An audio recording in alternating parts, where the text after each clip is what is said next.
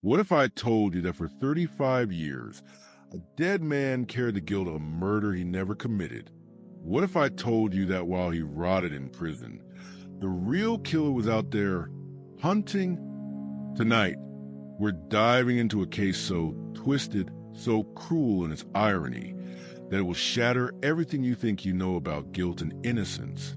This is a story of two predators, two very different kinds of monsters, and how the pursuit of justice became the very thing that fed the beast.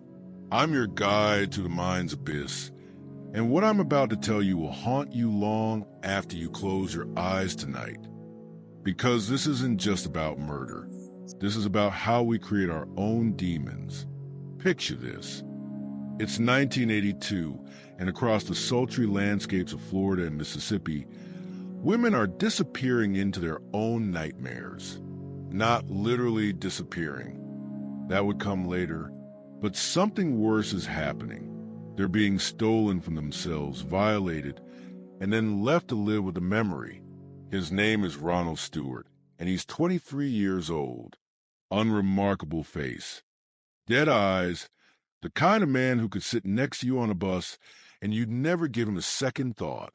But behind those eyes lurks something that has already destroyed 14 lives.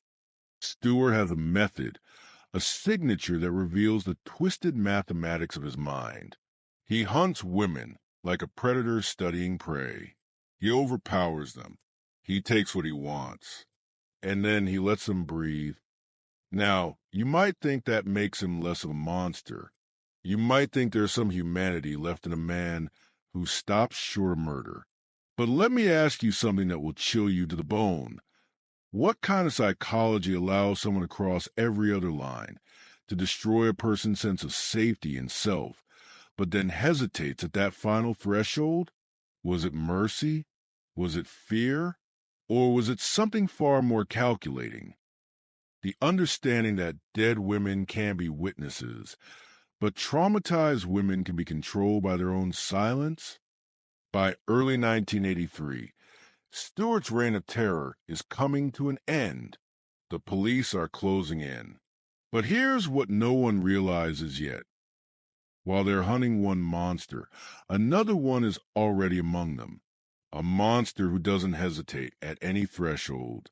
A monster who understands that the only witness who can't testify is a corpse. His name is Jack Jones, and he's been watching Stewart's work with professional interest. May 4th, 1983. Regina Harrison wakes up in her dorm room at West Palm Beach Atlantic Junior College.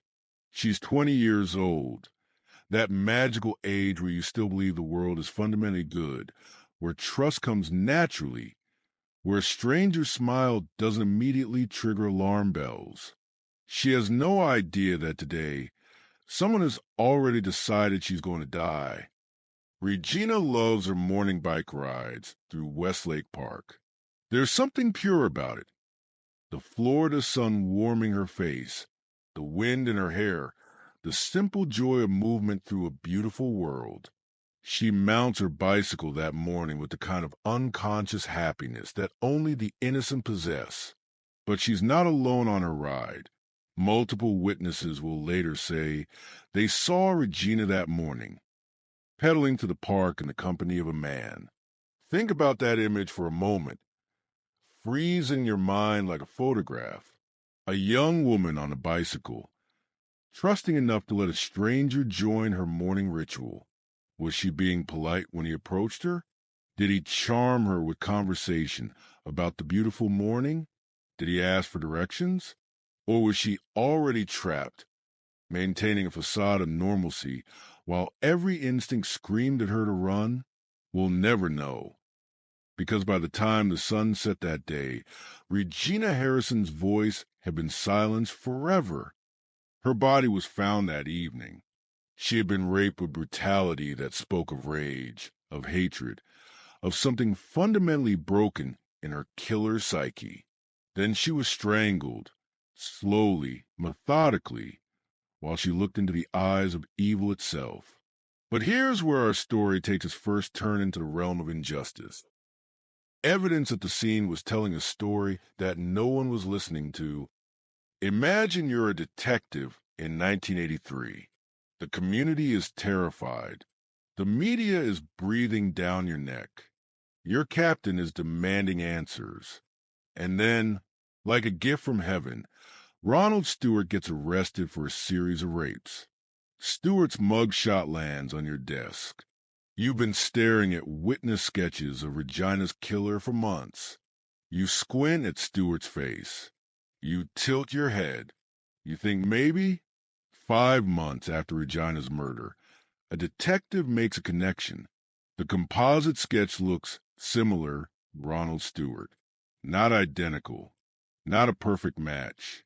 But close enough for a man under pressure to see what he wants to see. They bring Stewart in for questioning. And here's where this case reveals its first glimpse of the abyss. Stewart confesses to 9 rapes, 9 violent sexual assaults. He admits to being a predator, a monster who has destroyed lives across 2 states. But he denies murdering Regina Harrison. Think about the psychology of that moment. Here's a man who has just confessed to being a serial rapist, who has just admitted to crimes that will put him away for decades. Why would he lie about one more? What possible reason could he have for confessing to multiple rapes but denying one murder? The answer is simple and terrible, because he didn't do it. But the fingerprints found at Regina's murder scene don't match Stewart's.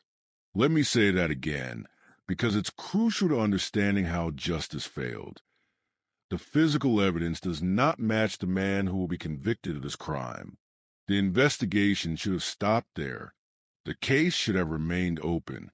The real killer should have been hunted. Instead, something far more sinister happened. The system decided to make the evidence fit the suspect rather than making the suspect fit the evidence. Picture Ronald Stewart sitting in a jail cell in 1983. He's already confessed to being a serial rapist. He's looking at decades in prison. His life, as he knew it, is over. Then the prosecutors come to him with an offer that sounds like it came from the depths of hell itself. We'll give you a deal, Ronald. Plead no contest to Regina Harrison's murder. Accept responsibility for her death. In exchange, you'll serve the murder sentence concurrently with your rape convictions. You won't spend a single additional day in prison. But there's a catch. There's always a catch. Refuse this deal, and we'll seek the death penalty. You'll go to trial for capital murder. And, Ronald, we both know how juries feel about serial rapists who graduate to killing college girls. What would you do if you were guilty of terrible crimes but innocent of murder, and someone offered you a choice between certain lengthy imprisonment and possible death? What would you choose? Stewart's lawyer laid it out for the court in words that should haunt every prosecutor who ever lived. Rather than risk the death penalty, he chose to accept this plea. Ronald Stewart wasn't just pleading guilty to a crime he didn't commit. He was being forced to choose between a lie and his life. And so, with a strike of a judge's gavel, Ronald Stewart became the face of Regina Harrison's murder. The case was closed. The community could sleep safely. Justice had been served. Except justice hadn't been served at all. Justice had been murdered right there in that courtroom. Strangled just as surely as Regina Harrison had been strangled in that park. And while Ronald Stewart was being transferred to begin his sentence, the real killer was already selecting his next victim. Let me tell you about Jack Jones. Really tell you about him. While Ronald Stewart was a predator driven by compulsion, Jack Jones was something far more terrifying. He was a predator driven by curiosity. He didn't just want to dominate his victims. He wanted to see how far he could push the boundaries of human suffering before crossing that final line. Between 1983 and 1995, Jones moved through Florida and Arkansas like a cancer, leaving destruction in his wake. In 1991, he murdered Lori Barrett, a tourist in Fort Lauderdale. The details of her death remain sealed. But we know enough to understand that Jones had learned to savor the moment of transition from life to death. But it was his final crime that revealed the true depths of his depravity.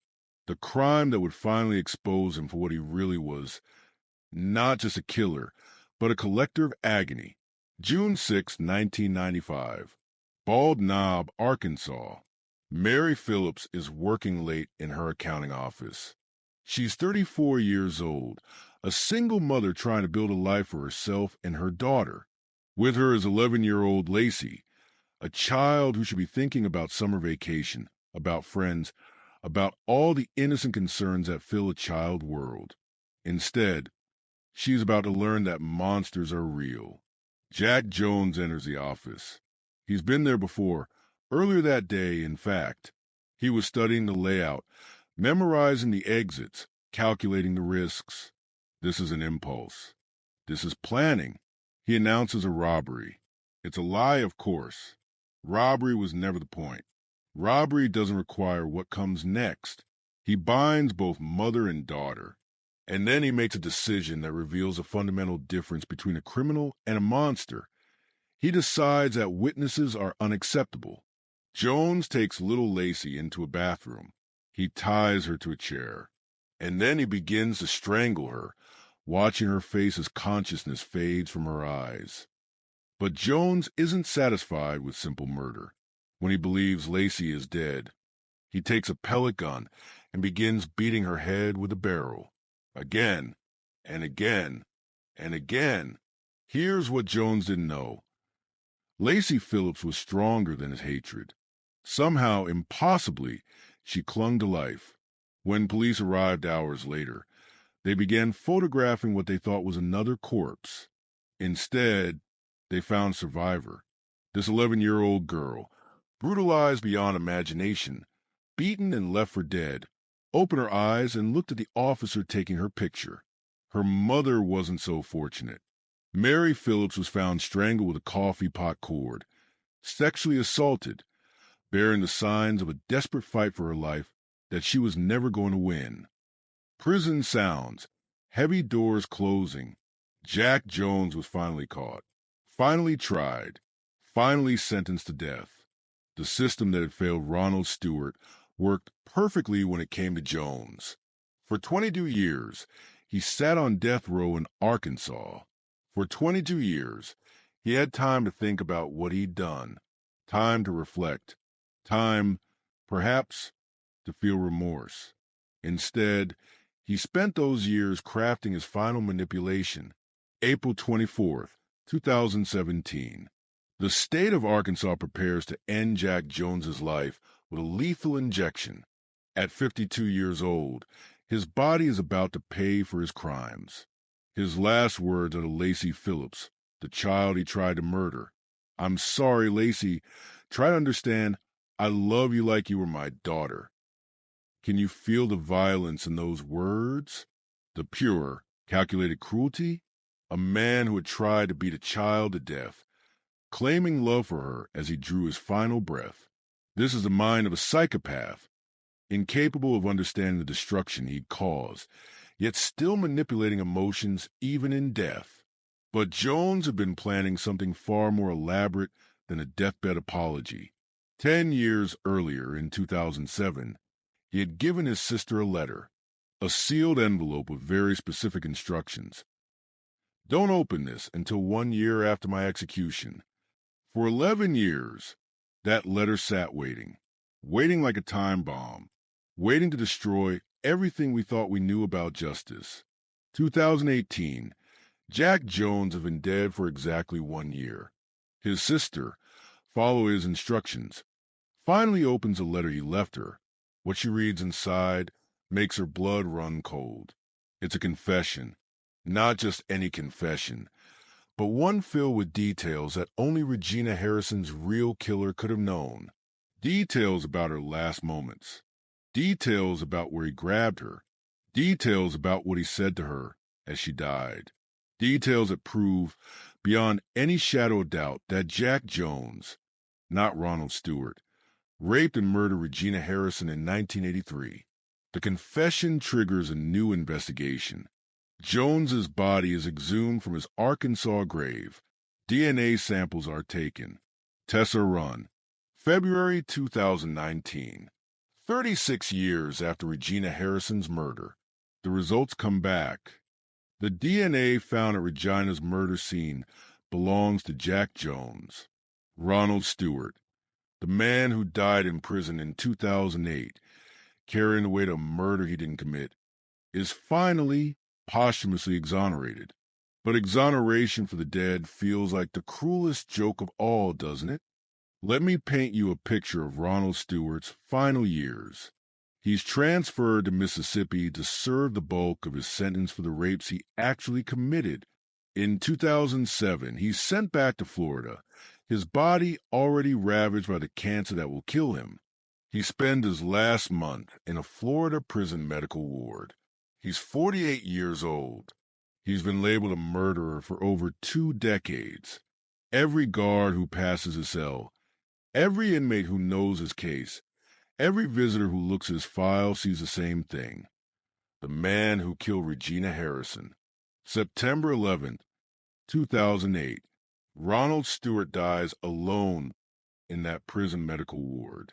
His last breath is drawn by a man who believed himself to be a murderer, who carried that weight, who never knew that miles away, the real killer was laughing at the joke he played on the entire justice system. But Stewart's death is just the beginning of the cost. While Stewart sat in prison for a murder he didn't commit, Jack Jones remained free, free to perfect his craft, free to kill Lori Barrett in 1991, free to brutalize and murder Mary Phillips in 1995, free to try to beat an 11-year-old girl to death. How many lives could have been saved if the real killer had been caught in 1983? How many families would still be whole? How many children would still have their mothers? This is the true cost of injustice. It doesn't just destroy the innocent.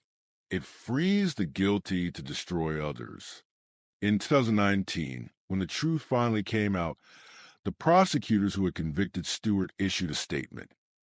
We deeply regret that he pled no contest to a murder he did not commit and that this diverted attention from the real killer. Regret. Such a small word for such enormous consequences. But there are survivors in this story.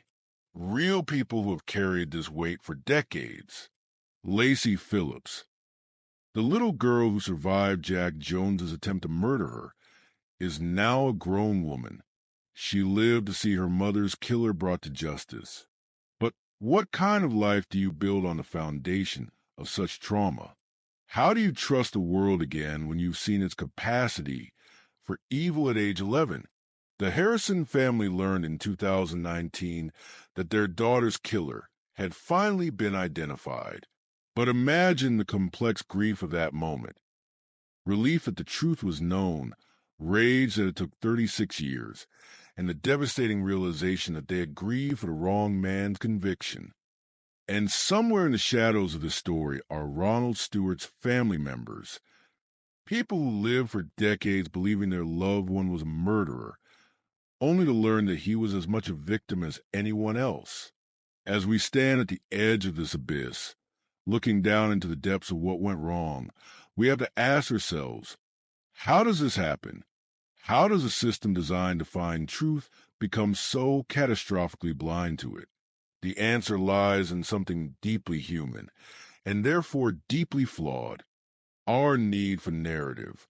When Regina Harrison was murdered, the community needed a story that made sense. They needed a villain they could understand. Ronald Stewart was perfect for that role. He was already a rapist, already a monster they could hate without complexity or nuance. Jack Jones, meanwhile, was still Phantom, still learning his craft in the shadows, still perfecting the art of appearing normal while harboring unimaginable darkness. The witnesses who identified Stewart weren't lying. They genuinely believed they were telling the truth. The prosecutors who offered the plea deal believed they were solving a murder.